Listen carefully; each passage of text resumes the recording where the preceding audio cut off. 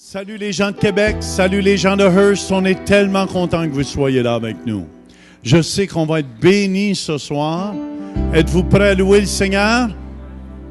Amen. Louons-le. Est-ce que j'ai un peuple ici qui a soif de Dieu? Non. Est-ce que j'ai un peuple ici qui a soif de Dieu? Est-ce qu'on veut voir notre Seigneur élevé? Amen. Let's go, Frank.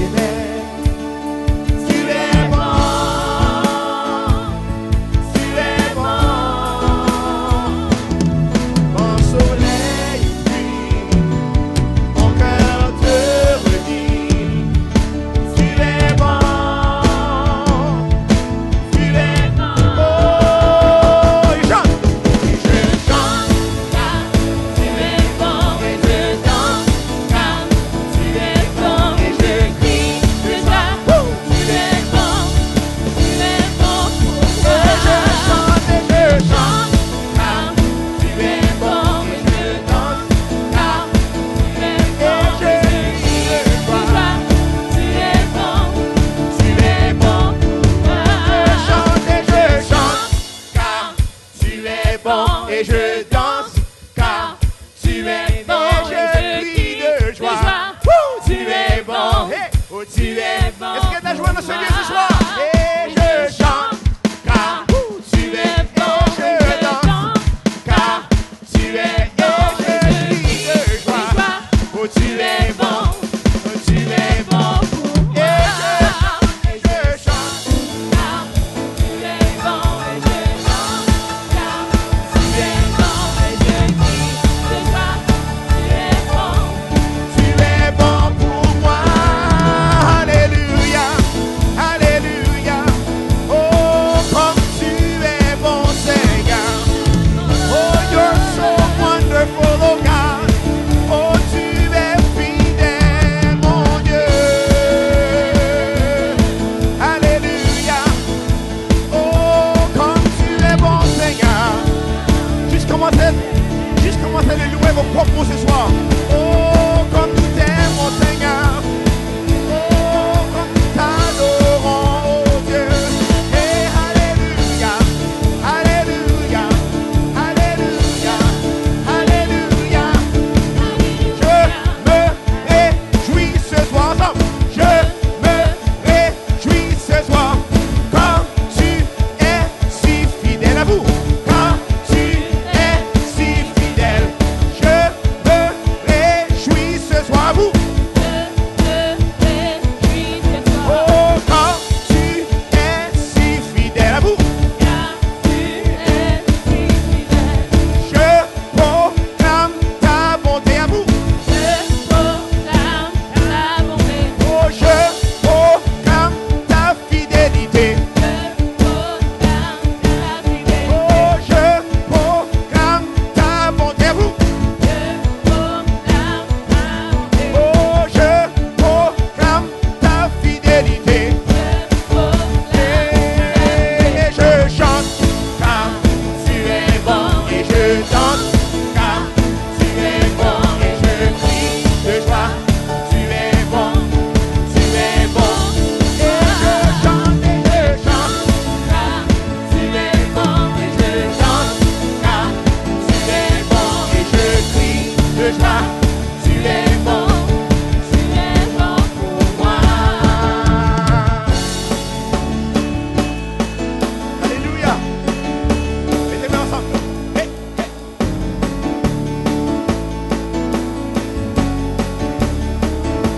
Ensemble. Tu transformes l'eau en vin. Touche à les yeux de ta main. Nul n'est comme toi. Comme toi. Dans nos ténèbres tu brilles. Tu nous redonnes la vie. Nul n'est comme, oh, nul n'est comme toi, Seigneur. Comme toi. Dieu. Tu es admirable, inébranlable. Ton nom surpasse toute puissance. Tu es miracle, incomparable, oh Dieu. Oh Dieu. Oh Dieu admirable, inébranlable. Ton nom surpasse toutes nos choses. Dieu de miracle, incomparable, oh Dieu. Oh Dieu. Oh alléluia. Oh tu es admirable Seigneur. Tu transformes ensemble. Tu transformes l'eau en vin. Touche à les yeux de ta main. Il n'est comme toi. Comme toi. Dans nos ténèbres tu brilles. Tu nous redonnes la vie. Nul n'est comme toi. Comme toi. Dieu admirable ensemble. Dieu admirable, inébranlable, ton nom surpasse toute puissance. Dieu admirable, oh incomparable, oh Dieu, oh Dieu. Dieu admirable, inébranlable, ton nom surpasse toute puissance. Dieu de miracle, oh incomparable, oh Dieu, oh Dieu. Si notre Dieu est pour nous, qui pourra nous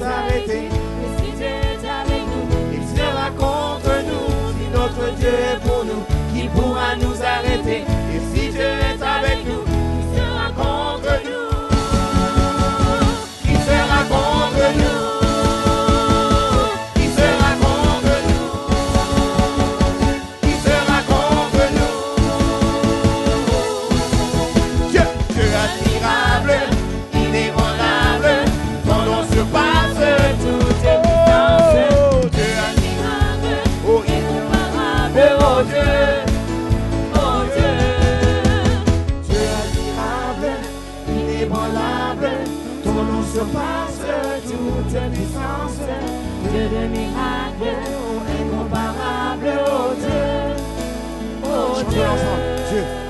Dieu admirable, inébranlable, ton nom surpasse toute puissance, Dieu de miracles, incomparable, oh Dieu, oh Dieu.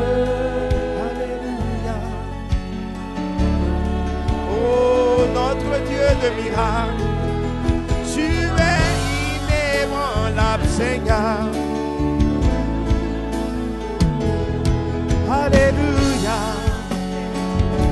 Nous t'aimons, Dieu. Je commence à parler au Seigneur directement, c'est juste toi et lui.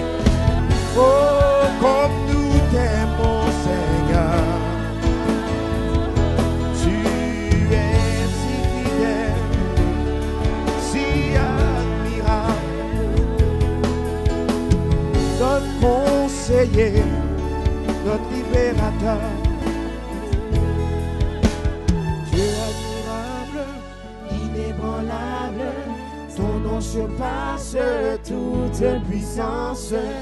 Dieu de miracles, incomparable, oh Dieu. Chantez-le de tout votre cœur, Dieu admirable. Oh Dieu, oh Dieu admirable, inébranlable, ton nom surpasse toute puissance.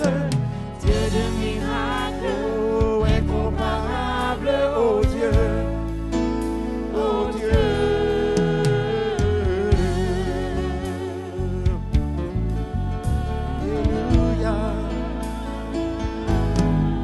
Si puissant Seigneur. Allez, louez-le ce soir. Élevez vos mains ce soir. Juste louez le Seigneur. Dites-le comment il est bon. Dites-le comment vous l'aimez. Oh, tu es si bon Seigneur. Tu es adorable Jésus. Oh, nul n'est comme toi. Oh, nul n'est comme toi.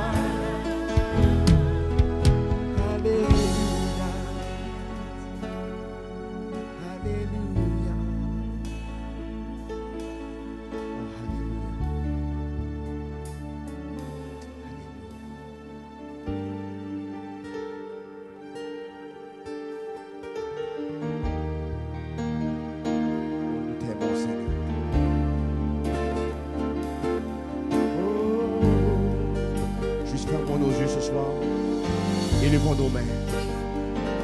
Seigneur, nous désirons plus de toi, Seigneur. Sois le bienvenu dans ce lieu.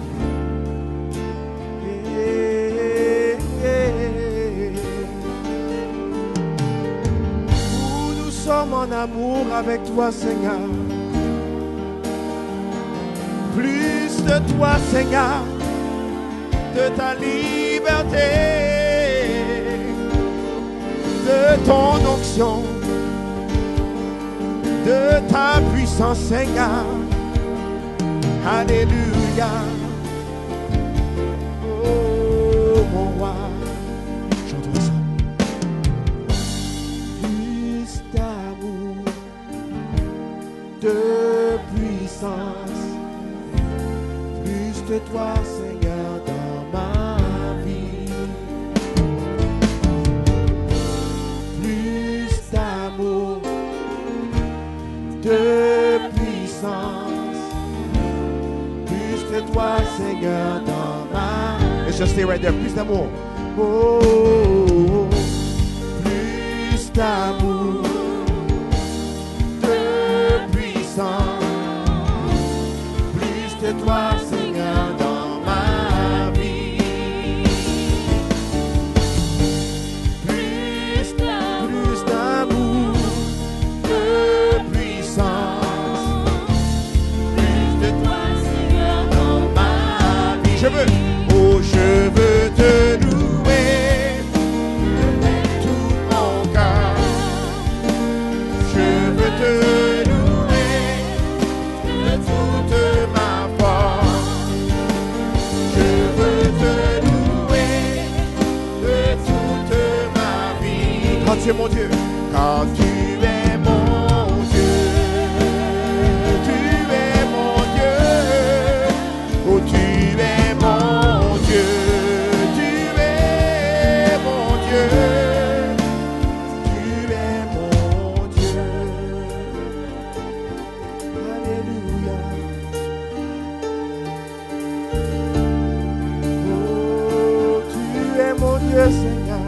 Chantons ensemble plus d'amour. Plus d'amour, de puissance, plus de toi, Seigneur, dans ma vie. Plus d'amour, de puissance, plus de toi, Seigneur, dans ma vie. Je veux te louer, oh, je veux te louer avec tout mon cœur. Élevons nos mains, chantons de tout mon cœur. Oh, je veux te louer avec toute ma force. Oh, je veux te louer de toute ma vie, car tu es mon Dieu. Tu es mon Dieu. Tu es mon Dieu. Tu es mon Dieu. Tu es mon Dieu. Tu es mon Dieu. Tu es mon Dieu. Tu es mon Dieu. Alléluia. Alléluia. Oh, oh, oh, oh, plus d'amour, Seigneur. Plus de puissance, Seigneur. Nous avons soif de toi. Oh Dieu, louez le Seigneur. Oh, nous te louons, Seigneur. Alléluia, alléluia. Oh mon roi, comme tu es bon, Seigneur, comme tu es merveilleux. Oh, nous voulons plus de ta présence. Oh, alléluia. Nous sommes venus ici ce matin, ce soir, pour te louer et t'adorer, mon roi. Alléluia. Plus d'amour, Seigneur. Oh, ensemble. Je veux te louer dans tout mon cœur. Je veux te louer de toute ma force. Je veux te louer de toute ma vie, car tu es mon Dieu.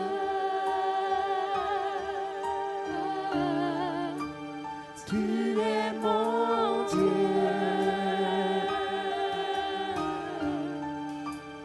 Tu es mon Dieu. Tu es mon Dieu.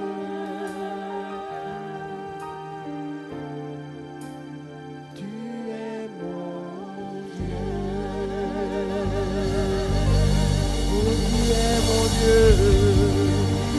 Tu es mon Dieu.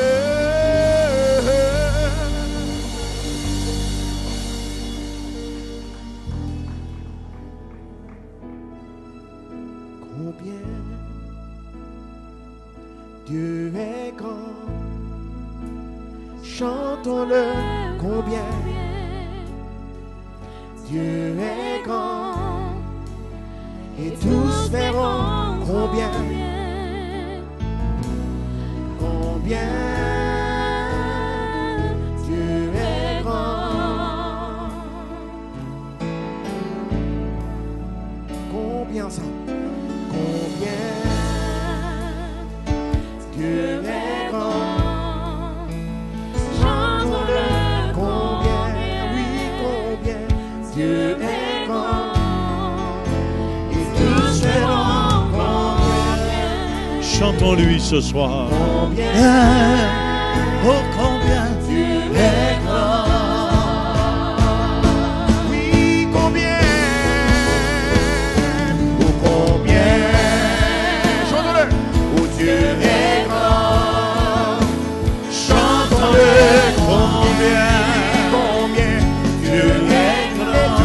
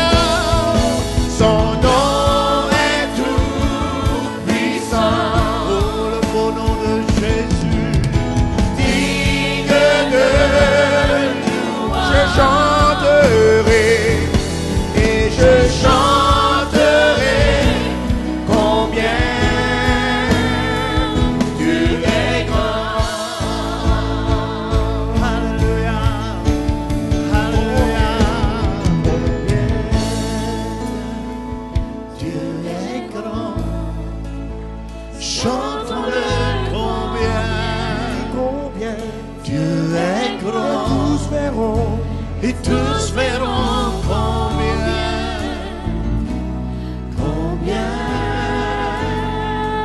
Dieu est grand. Il est grand, Il est grand. il est tout puissant. Oh mon Dieu, tout puissant, oh mon roi. Alléluia. Alléluia.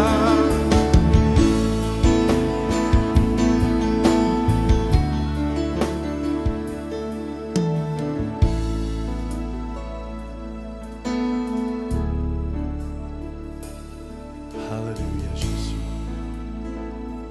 Seigneur, on veut te remercier de nous avoir amenés dans ta présence ce soir. On est tellement reconnaissant de ton amour. On est reconnaissant de ta bonté envers chacun de nous. Merci, Seigneur, de ton amour et de ta bonté. Amen. Amen. Ce soir, on a un invité spécial avec nous. Ministre François Bofanda, qui était pasteur en Afrique, au Congo, qui a bâti une très bonne église là-bas, je pense en 800-900, et a monté une bonne église. Puis je veux qu'on l'accueille très chaleureusement ce soir. Ministre François. Amen.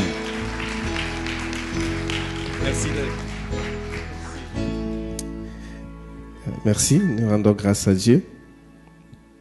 On va prier. Seigneur, nous te rendons toute la gloire.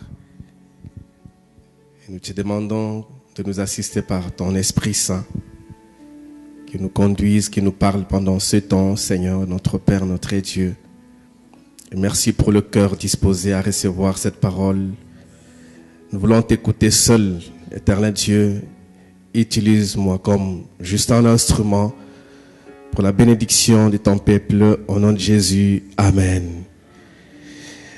Merci beaucoup. Mes remerciements à l'ange de l'église, le pasteur Jean, le pasteur Louise, le pasteur Mathieu, pasteur Vanessa, pasteur Denis. Merci pour toute l'équipe pastorale, pour le soutien. Bien, nous allons partager quelque chose. Et avant de parler, je présente mon épouse, ma femme que j'aime bien. Je l'aime beaucoup. Le 23 août, nous allons totaliser juste 16 ans de mariage. C'est pas beaucoup. Et on est ensemble et je l'aime encore plus. Amen. Et Dieu nous a bénis par nos 3 grands garçons et nous sommes fiers de les avoir. Et nous sommes fiers d'être au centre réveil.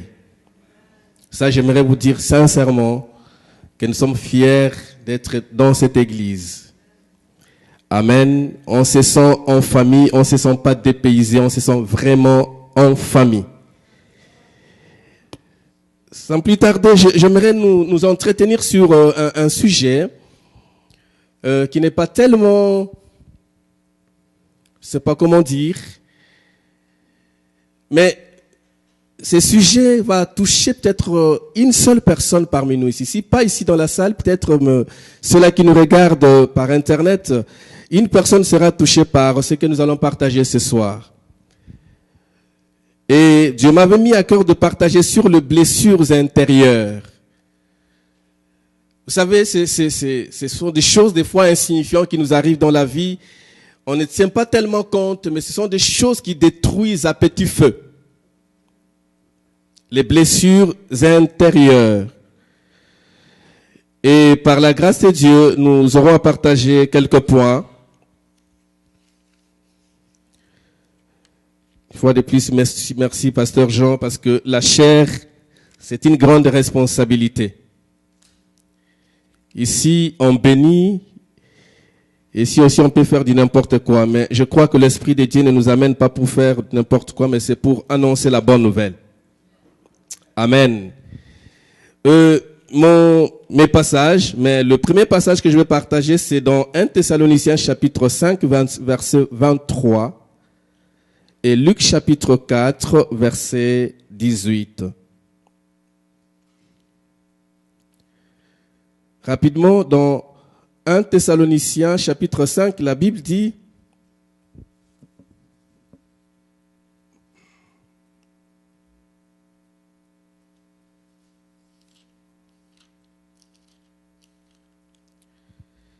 que le Dieu de paix vous sanctifie lui-même tout entier et que tout votre être, l'esprit, l'âme et le corps soit conservé irrépréhensible lors de l'avènement de notre Seigneur Jésus-Christ.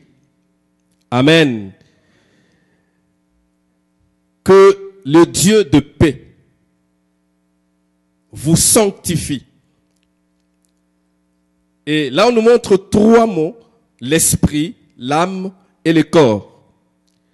Et dans Luc chapitre 4, verset 18, ça c'est un passage que tout le monde connaît, que je vais reprendre pour marteler un peu. Luc chapitre 4, verset 18, c'est Jésus qui parle. L'Esprit du Seigneur est sur moi parce qu'il m'a oint pour annoncer une bonne nouvelle aux pauvres. Premièrement, il m'a envoyé pour guérir ceux qui ont le cœur brisé, pour proclamer aux captifs la délivrance et aux aveugles le recouvrement de la vue, pour envoyer libres les opprimés, pour publier une année de grâce du Seigneur. Ma partie aujourd'hui, moi je vais partager avec vous ensemble, c'est: il m'a envoyé pour guérir ceux qui ont le cœur brisé. Amen. Alors l'homme est tripartite. Il a trois parties: l'esprit, l'âme et le corps. Et il y a des choses qui se passent dans la vie d'un être humain. L'esprit, c'est quelque chose qu'on ne voit pas. Il n'est pas palpable, il n'est pas concret. L'esprit. L'âme non plus, on ne le voit pas. Il est aussi abstrait. Mais le corps, c'est cette enveloppe qui nous met en contact avec le monde. C'est ce qui est visible, c'est ce que tout le monde voit. Mais il y a des choses qui se passent qui ne touchent pas le corps, mais qui touchent directement ce que nous ne voyons pas, ce qui est invisible. Et ce sont ces choses-là qui vont détruire l'être humain. L'esprit, c'est juste un souffle, comme on nous dit dans l'explication, souffle de vie, dépourvu de toute matière. On ne touche pas l'esprit. On ne voit pas l'esprit. Mais c'est le principe vital pour lequel le corps est animé. Ce corps est animé par l'esprit. L'esprit aussi, on nous dit que c'est une haleine des narines ou de la bouche. Donc, quand nous dormons, vous dormez avec la personne, votre épouse ou un enfant qui dort, comment vous savez qu'il est encore en vie? Il respire. Vous constatez que la personne respire. Si la personne ne respire plus, ça signifie que son âme est partie. Alors l'âme, en grec on nous dit c'est psyché. La force vitale qui anime le corps et se montre dans la respiration. La vie est dans l'âme. Comprenez que c'est entre l'âme, l'esprit et le cœur, ce sont trois choses qu'on ne sait pas tellement dissocier. Parce qu'on ne les voit pas. Quand nous parlons du cœur, ce n'est pas le cœur qu'on voit ici qui donne le battement, mais quand on dit mon cœur est choqué, mon cœur est touché, c'est pas ce cœur-là. C'est ce cœur invisible qu'on ne voit pas, qui est touché par les émotions. Alors, l'âme, c'est psyché en grec, c'est la force vitale qui amène le corps et se montre dans la respiration. L'âme, c'est là où je vais parler aujourd'hui, c'est le siège des émotions, le siège de la volonté, c'est le siège du sentiment, c'est le siège de l'intelligence, c'est le siège des pensées. L'âme englobe beaucoup de choses. C'est le siège de la conscience, c'est le siège du désir, c'est le siège de l'affection. Tout cela se trouve dans l'âme.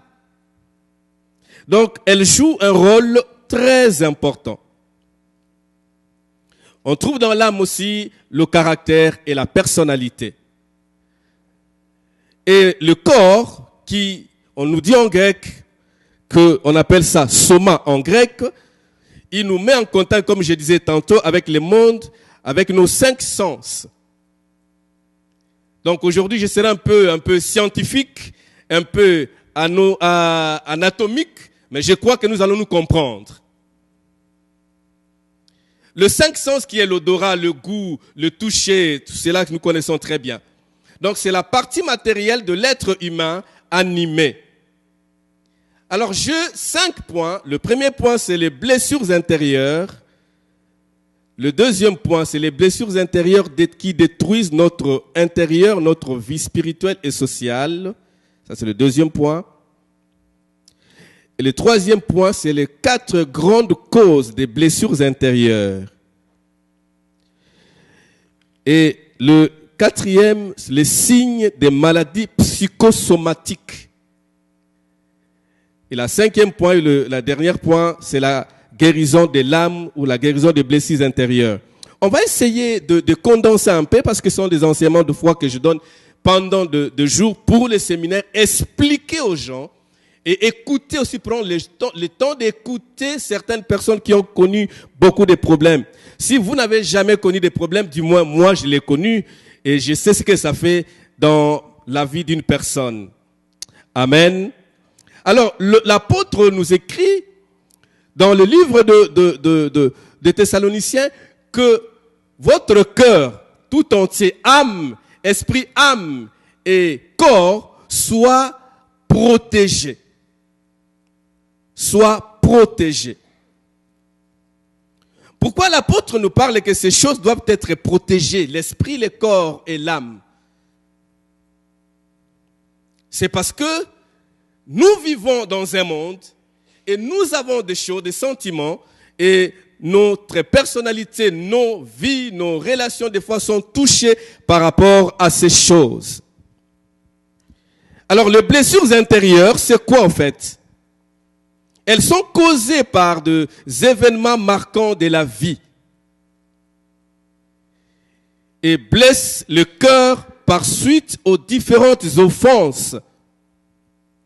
Différentes offenses. Elles sont une souffrance du cœur. Et la personne souffre, mais on ne voit pas. L'âme est touchée par le rejet. Les blessures intérieures sont des rejets, le rejet, l'humiliation, la trahison, l'injustice, la déception, l'abandon. Je vais commencer à citer ces choses parce que ce sont des choses qui rongent l'âme. Ce sont des choses qui nous rongent. Bien aimé, vous pouvez nous montrer l'apparence, mais votre conscience vous accuse. Ce qui fait qu'il y a des gens qui se rétractent. Il y a des gens qui se sont renfermés suite aux événements qu'ils ont connus. Donc l'origine peut se situer à n'importe quel moment ou étape de la vie, les blessures intérieures. Ça peut être la conception. On attend un enfant qui doit venir, qui ne vient pas. Soit l'homme, soit la femme se sont frustrés. Ça peut être la naissance. Ça peut être aussi la petite enfance qu'on a maltraitée dans son petite enfance. Ça peut être aussi à l'âge scolaire. Vous voyez? Vous avez grandi en famille, mais à l'école, on vous maltraite. Je vais vous dire une chose qui m'est arrivée quand j'avais encore 10 ans. C'est fait que nos aînés allaient étudier un peu loin par rapport à notre village. Alors quand ils rentraient pendant les vacances, il fallait aller les accueillir. J'ai confondu mon grand frère avec les cousins de ma mère. Alors, je courais vite pour l'embrasser. Écoutez ce qu'il me dit. Regarde son nez. Je vous dis, j'avais 10 ans. L'aîné. J'ai un gros nez, non? Tel que vous me voyez là. Regarde, comme je suis comme Jésus. Comment vous ne dites pas amen? Tel que je suis là, je suis comme Jésus. Est-ce que nous lisons la Bible? Ok. Alors je suis créé à l'image de... Voilà. C'est simple. Donc je suis l'image de Dieu. M'insulter, c'est insulter Dieu. Et ma femme est là. J'ai instruit mes enfants. Personne ne peut l'insulter. Personne. Moi, je n'insulte pas. Ma femme est là. Jamais, il n'y a aucun mot d'insulte qui sorte de ma bouche. Jamais. Elle peut témoigner, elle est là. À l'âge de 10 ans, ça m'a choqué jusqu'à ce que j'ai accepté le Seigneur. À 21 ans que cette situation a quitté mon cœur. Vous vous rendez compte? 11 ans après, ça rongeait. Je me disais, je ne suis pas pauvre. Est-ce que je vais me marier un jour? Parce que j'ai un gros nez. Mais ce gros nez-là, il y a quelqu'un qui a aimé. Elle est là.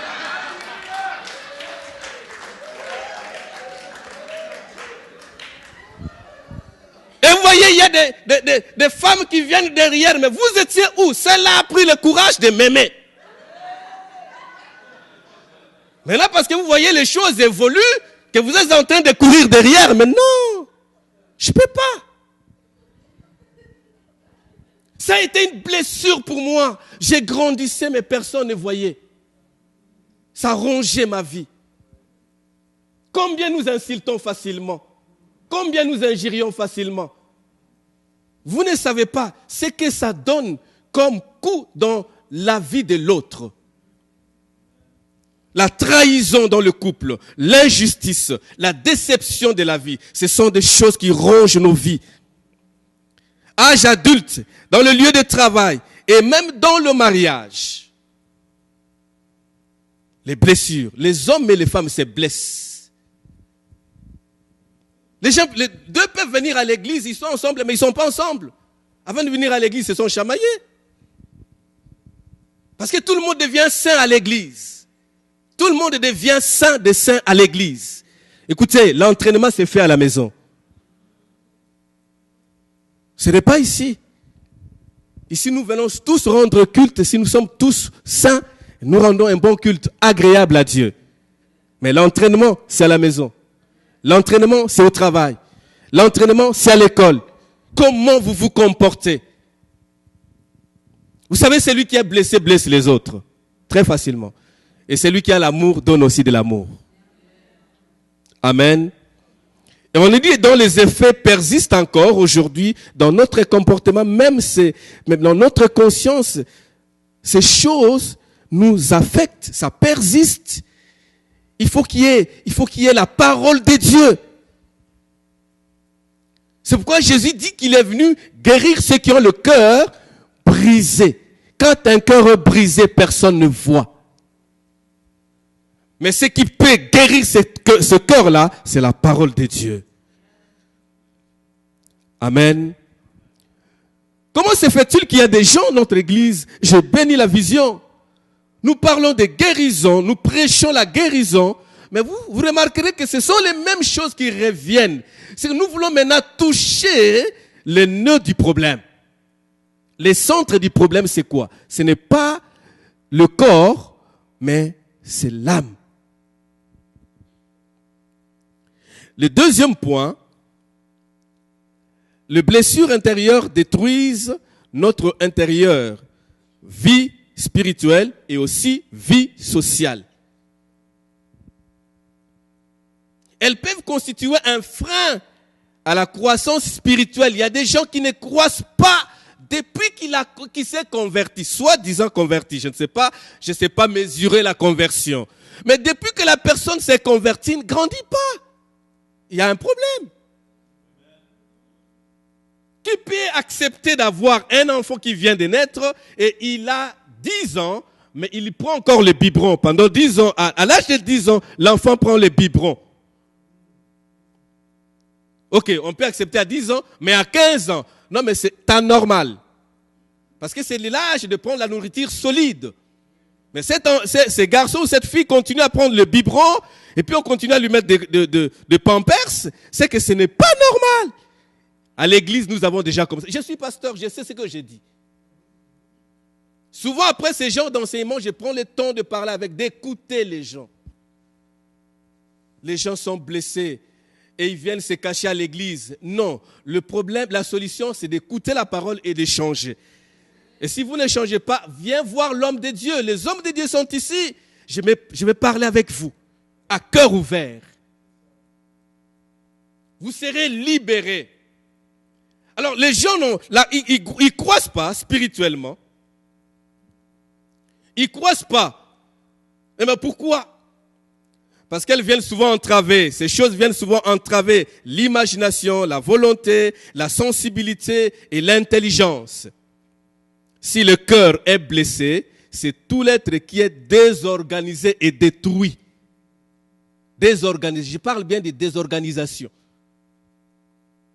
On regarde la personne, si son âme est propre, la manière dont il se comporte. La manière dont il lui répond. La manière dont il conçoit les choses. On sait bien regarder, non, cet homme est posé, il est calme. Quand il y a un désordre, vous savez, ne pas respecter même les heures du culte, c'est un désordre. Parce que moi, je n'aime pas ça. Des retards, je n'aime pas ces choses. Je n'aime pas des excuses pour l'œuvre du Seigneur. Nous allons travailler de façon que le culte de mardi soit un culte comme le culte de dimanche. Pourquoi les gens doivent venir que le dimanche? Donc on vient s'approvisionner le dimanche, on fait la réserve de la nourriture le dimanche, et puis toute la semaine nous sommes à la maison, en repos. Nous risquerons de devenir comme des religieux. Ils étaient assidus au temple. Tous les jours, ils étaient là, écouter la parole, recevoir les enseignements des apôtres. Amen. Il y a quelque chose que je trouve ici au Canada, c'est-à-dire qu'à 12 heures, s'il n'y a pas le lunch, oh my God, lunch. La personne dépose le bureau, lunch. Le restaurant. De la même manière que nous nourrissons ces corps, cette enveloppe, d'ailleurs, c'est l'âme qui doit être nourrie plus que le corps. On a inversé les choses. Amen. Il y a aussi quelque chose que je ne comprends pas au Canada, mon Dieu. Je suis dans mon pays. Oui, le Canada, c'est mon pays. J'aime bien le Canada. Alors, vous savez, la personne peut présenter une image, mais ce n'est pas ce qu'elle est réellement. Soyons naturels. Soyons nous. Je sois moi à la maison, tout comme à l'église, tout comme au travail. Je suis François Bofenda, un point trait. Il n'y a pas de double identité. Et quand tu me poses la question, ça va bien? Je dis ça va. Alors ici, on fait les faits. Chez nous, on pose la question, ça va? Mais déjà, au Canada, on te pose, ça va bien? Qu'est-ce que je vais donner comme réponse? Même si j'ai mal, ça va bien? C'est déjà, ça va bien. En réalité, ça va mal. Mais vous me dites, ça va bien? Oh! C'est les Québécois. Et nous entrons tous dans ce même rythme. Ça va bien? Mais en réalité, ça ne va pas.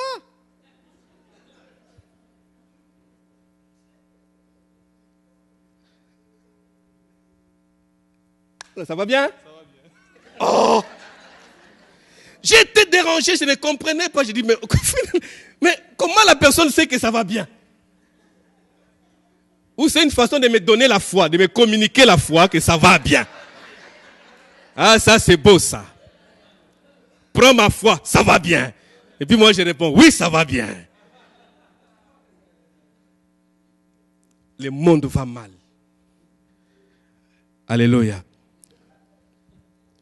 La vie spirituelle et la vie sociale est dérangée parce que ces choses viennent souvent entraver notre imagination, notre volonté, notre sensibilité, notre intelligence. Et comme je disais, si le cœur est blessé, c'est tout l'être qui est désorganisé et détruit. La Bible dit dans Lamentation chapitre 3 verset 17 à 20, Jérémie est en train de pleurer. Aidez-moi. Jérémie, chapitre... Non, pas toi, Jérémie. Je parle de la Jérémie de la Bible. C'est pas toi qui pleures. J'ai dit à Jérémie qui souffrait parce qu'on l'a maltraité. On l'a jeté dans la fosse. On l'a crevé les yeux, le prophète de Dieu. Et il s'est retrouvé comme si abandonné par Dieu. Un homme est puissant, un prophète puissant. Il dit dans Lamentation 3, verset 19 à 20, quand je pense à ma détresse et à ma misère, vous imaginez la détresse et la misère se mélangent. À l'absinthe et au poison, c'est-à-dire la souffrance que Jérémie a vécue, indescriptible. Il dit quand je pense à ces choses, la misère et la détresse, l'absinthe et le poison, quand mon âme s'en souvient, elle est abattue au-dedans de moi. L'âme de Jérémie est abattue au-dedans et quand l'âme est abattue, personne ne voit. Il n'y a que Dieu. Tu peux être avec ta femme, même ta femme ne sait pas ce que tu es en train de subir intérieurement. Ton mari ne sait pas ce que tu es en train de subir intérieurement. Abattu au-dedans de moi. Et les psalmistes nous disent dans Psaume 42, verset 6, Psaume 42, verset 6. Pourquoi t'as battu mon âme, pourquoi t'as battu et gémis-tu au-dedans de moi? Espère en Dieu, car je les louerai encore. Il est mon salut et mon Dieu. Mon âme t'a battu au-dedans de moi. Dans le fond de chacun de nous, il y a quelque chose qui ronge. Dans le fond de chacun de nous, il y a quelque chose qui ronge. Le troisième point, c'est 4 grandes causes des blessures intérieures. Qui cause ces choses?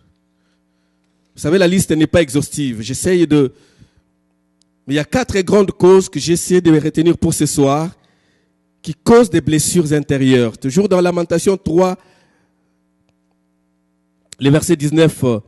le verset 21, à partir du verset 21, Lamentation.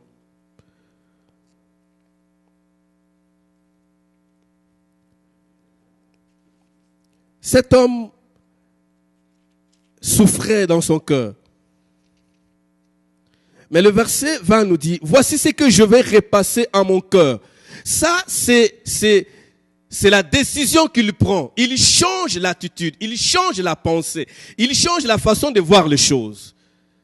C'était la détresse, c'était l'absinthe, c'était le poison, c'était la misère. Maintenant, il dit, c'est que je vais repasser maintenant. Vous savez, le changement de votre vie, c'est vous-même. Si vous ne prenez pas la décision de changer, personne d'autre ne prendra la décision à votre place. Il dit, voici ce que je vais repasser en mon cœur. Ce qui me donnera de l'espérance. Et quand vous lisez jusqu'au verset 26, oh, c'est merveilleux. Ce qui me donnera de l'espérance. Les bontés de l'Éternel ne sont pas épuisées. Ses compassions ne sont pas à leur terme. Elles se renouvellent chaque matin. Alléluia. Comment je peux continuer à souffrir alors que c'est lui qui m'a créé continue à renouveler ses bontés? Donc, la vraie adresse, c'est d'aller vers le Seigneur et c'est lui qui va changer votre vie. Vous allez continuer à regarder le plafond, la nuit. Tu te dis, mais Seigneur, non, il faut prendre la décision d'aller vers le Seigneur. D'ajuster juste vos pensées intérieures que personne ne voit. Vous savez, la réussite, elle est intérieure. Le succès, elle est intérieure. Aller plus loin aussi, ça dépend de votre être intérieur. Si vous ne prenez pas la décision, vous allez rester là où vous êtes.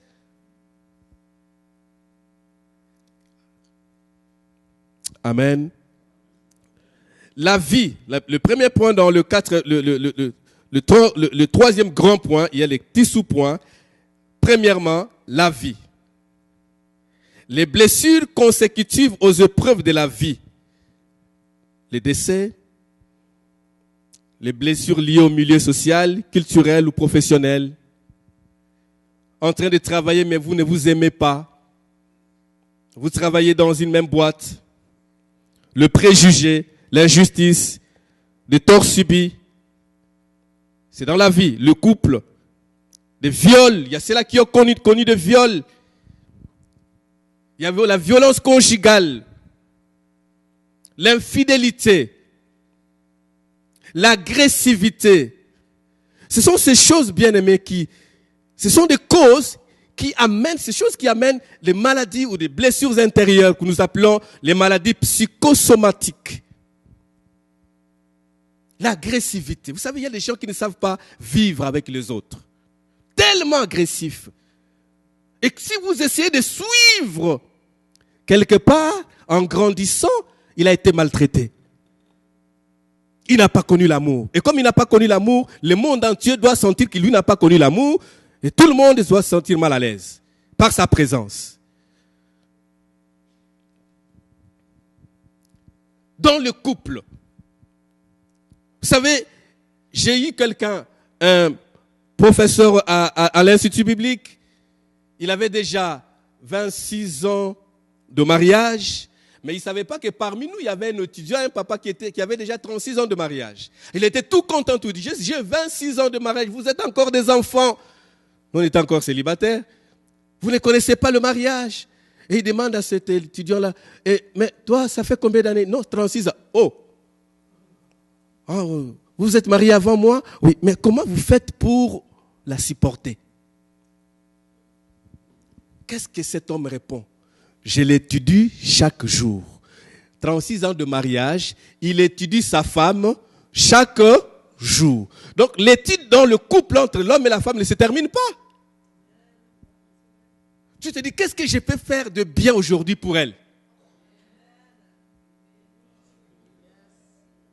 Qu'est-ce que je peux faire de bien? Pour elle, pour lui. Qu'est-ce que je peux faire de bien? Est-ce qu'il y a parmi nous des gens qui font ça, qui parlent ça le matin, chaque jour? Qu'est-ce que je peux faire? Oh là, attends, amène-moi ici. Allez, viens me servir. Allez, fais ceci. Oh là. Faut aller au village, ça, quoi. Pas ici. Ici, ça ne marche pas. Alléluia. Dieu m'a délivré de ces choses depuis mon pays. On n'a pas grandi au même endroit avec ma femme. Elle a grandi en France, moi au village. Voyez? La culture des Blancs avec la culture d'un vrai Africain. Alors épouser une femme qui n'est... Ça n'a pas été facile, mais Dieu s'est préparé les choses. Dieu s'est préparé les choses. Alléluia. Oui, bientôt la 16 ans. Parce qu'on s'étudie. On apprend tous les jours. Dans le couple, il y a tellement de blessures, frère. Je vous dis que s'il y a un endroit où il y a trop de blessures, c'est dans le mariage. C'est pourquoi ne vous précipitez pas quand le Seigneur vous prépare. On n'a pas besoin de divorcer, mais on a besoin que le mariage aille jusqu'au bout. Voilà. C'est pourquoi on se prépare. Le préjugé. Qu'est-ce qu'il pense de moi? Je ne pense rien. Non, mais je n'ai rien, je n'ai aucune pensée contre toi. Alléluia. Je ne pense pas quelque chose de mauvais contre vous. Je dis, la méfiance. la méfiance. Ce sont des choses qui... Vous savez, quand tu es en train de cacher quelque chose et que la personne découvre, elle sera blessée. On est avec, depuis tous ces temps, elle m'a caché ça. Il m'a caché ça.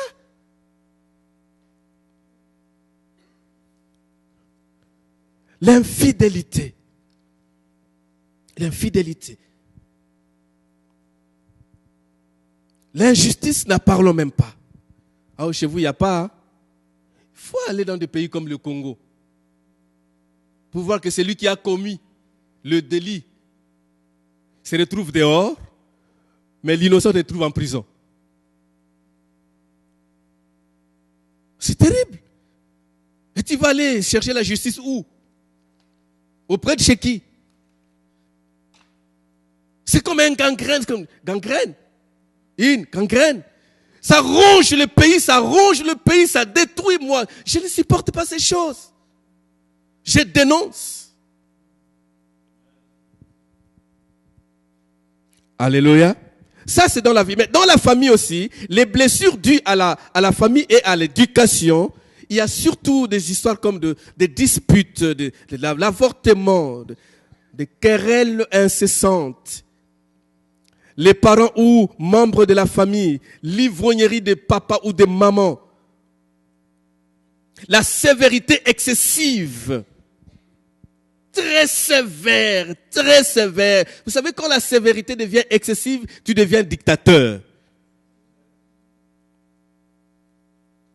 Il faut l'équilibre dans la vie. L'incompréhension, la méchanceté. La méchanceté. J'ai beaucoup aimé le témoignage de Maman Rachel ici, c'est qu'elle a témoigné parce qu'il y a beaucoup de jeunes ou de personnes grandies, mais qui sont déjà maltraités par ce qu'ils ont fait. Personne n'était pas là, mais la conscience parle. Tu peux tromper tout le monde, l'église, mais la conscience t'accuse. Dès que tu rentres à la maison, tu dis, oh, qu'est-ce que le pasteur Jean a prêché aujourd'hui? Waouh, ça m'a tellement touché. Mais tu n'as pas le courage de venir voir les hommes de Dieu. Vous savez, s'il y a des gens qui doivent faire un travail plus que des psychologues, ce sont des hommes de Dieu. Prendre le temps. Et moi, seulement quand j'arrive au bureau, s'il faut recevoir les gens, je les écoute. Je prends le temps de les écouter, de parler, parce qu'il y a des guérisons qui viennent juste avec l'écoute. La personne partage avec vous et puis la personne est libre. On a donné des prédications, mais ça ne guérit pas le cœur. Il a besoin d'un entretien personnel vis-à-vis. Et puis directement, la personne se sent soulagée. C'est ça le travail que font les psychologues. Mais en réalité, ce sont nous les hommes de Dieu qui devons normalement le faire. Si un psychologue ne connaît pas la parole de Dieu, qu'est-ce qu'il va donner?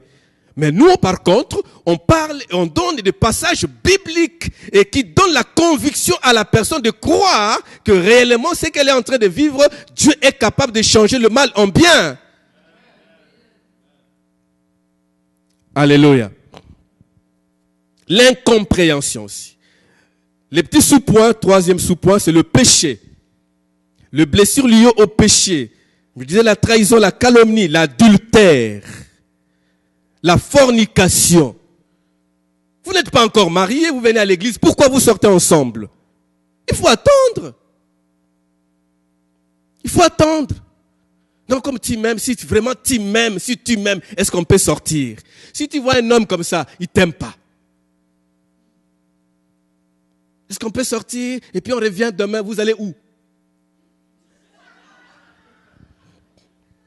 Cette femme-là, tu vas l'épouser, tu resteras avec elle toute ta vie. Et il y a des jours où tu la regarderas, est-ce que c'est vraiment elle? Oui, c'est elle. Tu l'envies, mais c'est elle qui est avec toi à la maison. Prenez le temps de supporter, le temps de s'abstenir. C'est très important. C'est connaître avec le mariage, ça laisse de blessures. Avant le mariage. C'est connaître avant le mariage. Il faut s'abstenir, respecter l'autre. On nous disait, mais vous exagérez, même pas s'embrasser. Je dis, non, on ne s'embrasse pas. Non. On attend le jour. On a attendu le jour. Et puis voilà, on s'est mariés. Et puis les enfants sont venus. Et puis à la maison, des fois, vous vous regardez comme si c'était comme si c'était ta maman, c'est comme si ta sœur. Mais c'est ta femme. Pourquoi vous vous précipitez? Vous me suivez sur la télévision. Il faut vous abstenir. La pornographie, la jalousie, le pasteur a bien parlé de ces choses. Vous savez, le sexe est en train de détruire le monde. La pornographie, il y a une grande star de ce monde parce qu'elle a été violée par son père et elle doit partout se promener nue parce qu'elle a été violée par son père. Elle dit, si mon père a vu ma nudité, je ne peux plus cacher ma nudité, tout le monde peut voir. Et quand vous regardez une telle personne, vous dites, ah, c'est la mode. Ce n'est pas la mode. Elle est animée avec des démons qui l'envoûtent pour faire ces choses et détruire l'humanité. La pornographie est devenue aujourd'hui une lobby. Si c'est une lobby ou un lobby, je ne sais pas. Toute une industrie de sexe où Dieu n'a pas créé ces choses. Le corps humain est sacré. Le corps humain est sacré. Quand vous lisez dans la Bible, vous ne voyez pas, vous ne regardez pas la nudité de quelqu'un. Non. Ce n'est pas autorisé. Ce n'est pas autorisé. La pornographie, j'ai béni le Canada parce que mon épouse et moi on parle à tout moment. Vous savez, en France, c'est horrible. C'est dans des magasins, partout, dans des coins, tous des journaux et de magasins pornographiques. Mais quand vous arrivez en Allemagne, c'est différent. En Scandinavie, c'est différent. Mais la France, les jeunes s'embrassent là. Non. Personne ne se gêne. Vous vous embrassez là, vous n'avez pas une maison?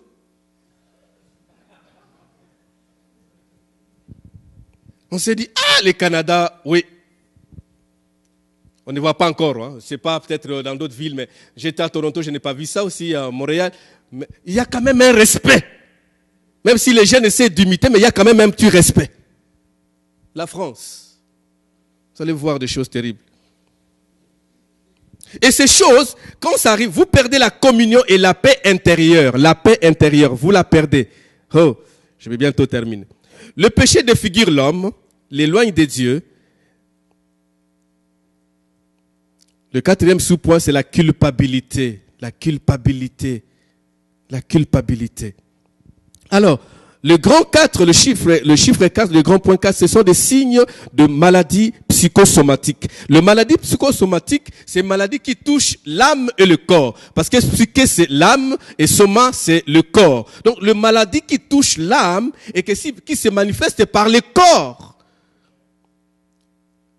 Alors, tout ce qui affecte l'âme détruit les corps sans qu'on le sache. Et quand vous voyez une personne qui a, comme Ésaïe 57, verset 15 nous dit, Dieu voit l'homme qui a un cœur contrit, humilié et un cœur contrit. Il y a souvent la tristesse. Quand vous voyez la tristesse, la personne qui est en train de connaître une maladie psychosomatique, la contradiction, la peur, la timidité, une fausse timidité. Non, moi je ne parle pas beaucoup. Non, il parle beaucoup. C'est pas le fait qu'il a connu de blessures, c'est pourquoi il ne parle pas beaucoup. La timidité, la nervosité, la révolte, la rancune, la haine, l'esprit, les suicides. Oh, j'ai regardé sur ordinateur, j'ai appelé mon épouse, je viens voir. Parce que la prédication de dimanche m'a réveillé. Combien de suicides par jour? Non, par seconde. Oh, dans 2 minutes, il y a eu 11 suicides dans le monde. C'est horrible, un chiffre extraordinaire. On doit s'élever pour prêcher l'évangile. Il y a le stress, il y a la déprime, il y a les idées noires et les pensées négatives. Il y a aussi l'insomnie. Pourquoi tu n'arrives pas à dormir? C'est une maladie psychosomatique. Il y a aussi les maladies de la peau, il y a la prise du poids, il y a la perte de libido, il y a le décès, le divorce, la perte d'emploi. La séparation, ulcère d'estomac, il y a toujours des brûlures là. Ça brûle.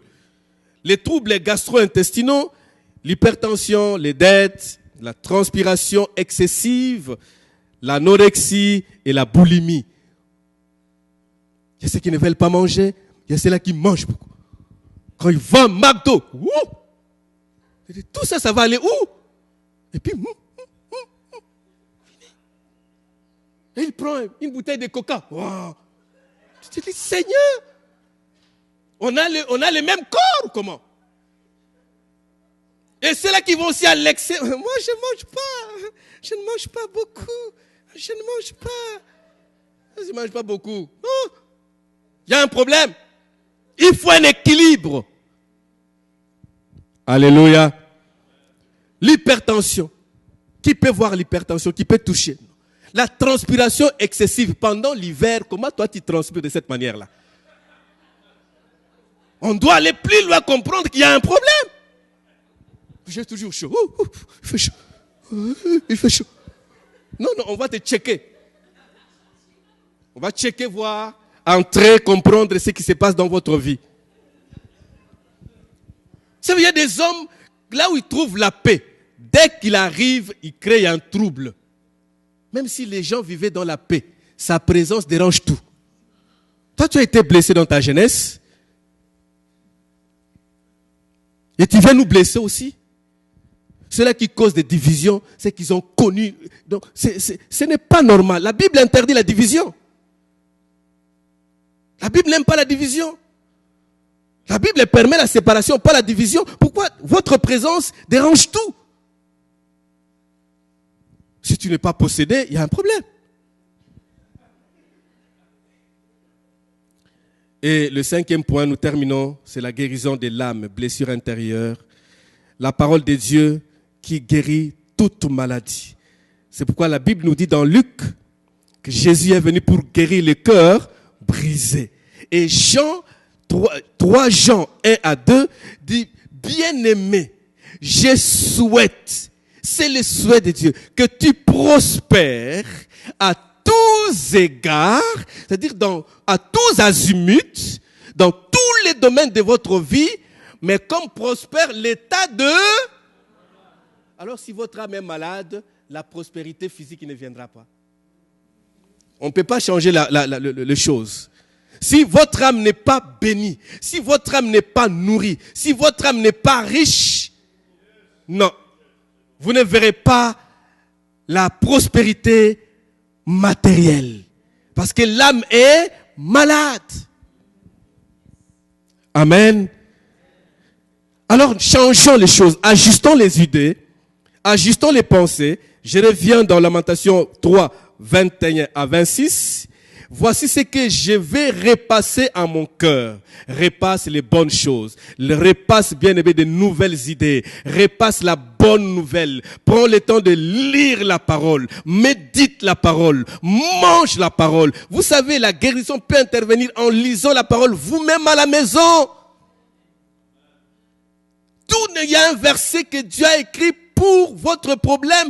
Dès que vous lisez directement, il y a la solution. Je ne sais pas si j'ai parlé à quelqu'un ce soir. Et si vous vous sentez concerné, les bureaux sont là. On a besoin de vous entendre. Ne continuez pas à marcher avec votre problème. Non, Dieu est la solution. Jésus est venu guérir ceux qui ont le cœur brisé. Vous avez été déçus, vous avez été violés, vous avez connu un avortement, vous avez connu la déception, une injure. Vous savez, la déception amoureuse, c'est quelque chose qui affecte et qui amène à la mort. Comment expliquer les gens qui se disaient aujourd'hui, je t'aime, et qui se détestent après quelques jours? Dès qu'ils se séparent, je ne vais plus te voir. Ne viens plus ici. Ne viens pas. Je ne vais plus te voir. Ah! C'était chéri, le chéri des mensonges. Chérie, je t'aime. Chérie, un peu texto. Chérie, et puis, il y a une situation qui arrive. Ne viens plus ici. C'est fini. Et devant le juge, vous vous regardez devant le juge. N'est-ce pas toi qui étais avec moi? Non, je t'aime plus.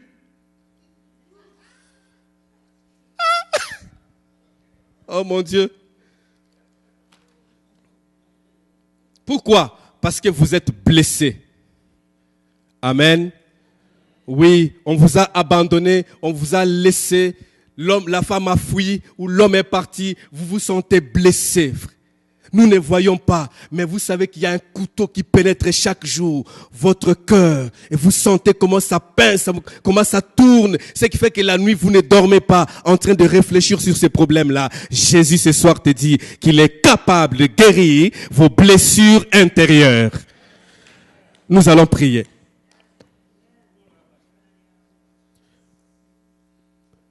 Nous allons prier. Pasteur. Merci. Merci beaucoup. Est-ce qu'il y a quelqu'un qui a été touché par ce que nous sommes en train de partager ici? Même sur Internet, cette parole est pour vous aussi. Que vous soyez libérés totalement ce soir dans votre vie. Jésus est le chemin, la vérité et la vie. Il veut guérir votre âme. Ce que les hommes ne voient pas, lui voit. Et nous levons nos mains pour dire, Père éternel, merci.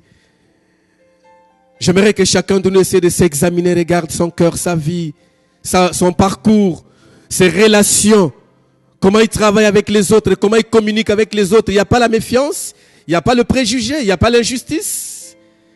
Il y a ceux qui ne croient pas qu'ils sont déjà pardonnés par Jésus-Christ.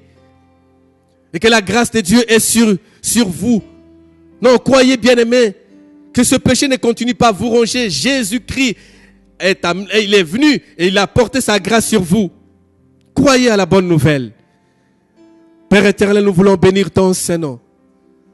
Nous croyons que nous avons parlé de ta part, Seigneur.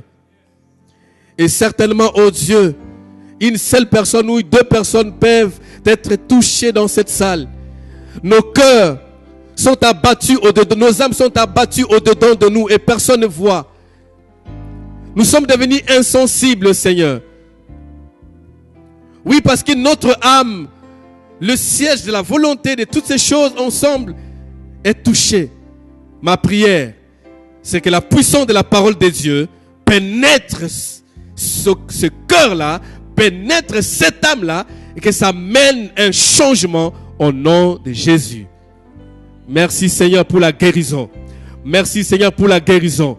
Cette église, nous allons encore expérimenter des guérisons physiques parce que la guérison de l'âme est totale maintenant au nom de Jésus.